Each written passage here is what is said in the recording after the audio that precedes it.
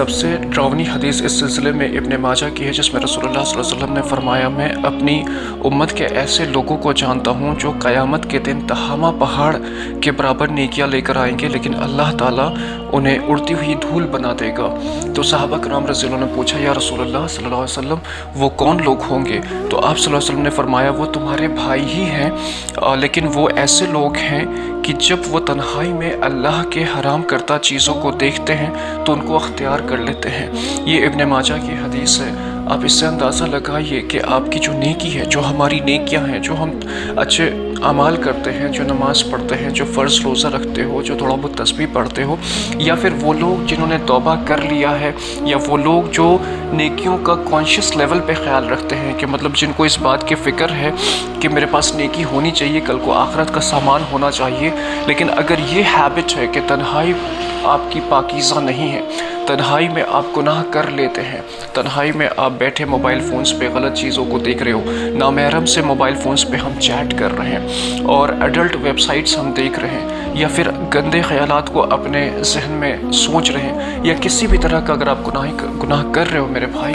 تو آج چھوڑ دو، سچی توبہ کر لو۔ وجہ یہ ہے کہ تمہاری ساری نیکیوں کو اللہ اڑا دیں گے دھول اور مٹی کی طرح۔ وہ نیکیوں کی کوئی قدر اور کوئی ویلو اللہ کی نظر میں نہیں ہے میرے بھائی۔ اگر آپ تہجد پڑھتے ہو اور تہجد میں آپ کی آنکھیں نم ہوتی ہیں، اللہ کے سامنے قیام کرتے ہو، اللہ سے گر گڑا کے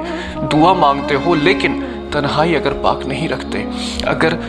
اگر تنہائی میں جو ہے اکیلے روم میں بیٹھے کچھ گناہ کی چیزیں آپ دیکھ رہے ہو، تو وہ ساری نیکیاں جو ہے وہ ویسٹ ہیں۔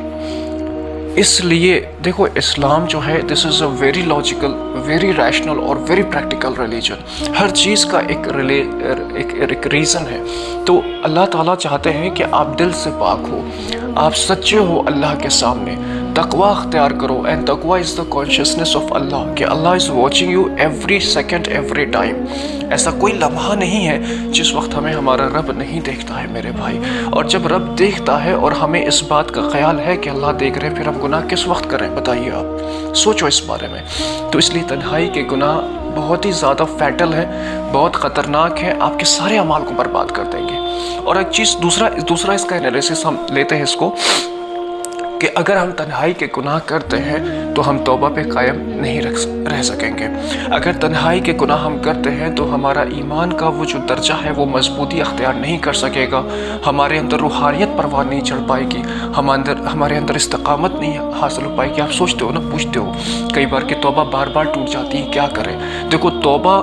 پہ قائم رہنا اور استقامت حاصل کرنا اتنا ہی ضروری ہے میرے خیال سے جتنا توبہ کرنا ضروری ہے۔ میں اگر چاہتے ہو کہ اللہ کے نظر میں اللہ کا قرب حاصل کرو، اگر چاہتے ہو کہ اللہ کے راستے میں ایکسل کرو،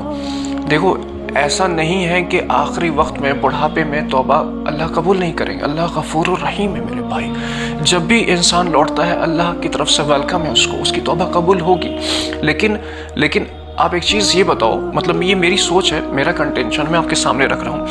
کہ ہم بہت پیسہ کمانا چاہتے ہیں، میں غلط نہیں کہتا ہوں اس کو، ہم بہت اچھا سا گھر بنانا چاہتے ہیں، بہت بڑی اور خوبصورت گاڑی بنانا چاہتے ہیں، سب چیز ہم کرنا چاہتے ہیں، تو اس میں تو ہم چاہتے ہیں کہ ہم بیسٹ چیز اور زیادہ چیز کریں اکٹھا، لیکن جب دین کی بات ہوتی ہے، جب آخرت کی بات ہوتی ہے، تو پھر اس میں ہم کمپرومائز کیوں کر لیتے ہیں کہ نماز پڑھتا ہوں نا بس کافی؟ ایسا مت کرو نا،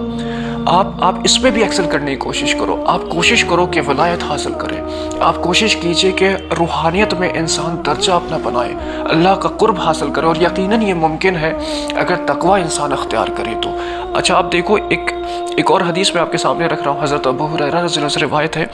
کہ رسول اللہ صلی اللہ علیہ وسلم سے پوچھا کہ لوگوں میں سب سے بڑا عبادت گزار کون ہے؟ حضرت ابو ہریرہ اللہ کے رسول سے پوچھتے ہیں کہ لوگوں میں سب سے بڑا عبادت گزار کون ہے؟ تو رسول اللہ صلی اللہ علیہ وسلم نے فرمایا،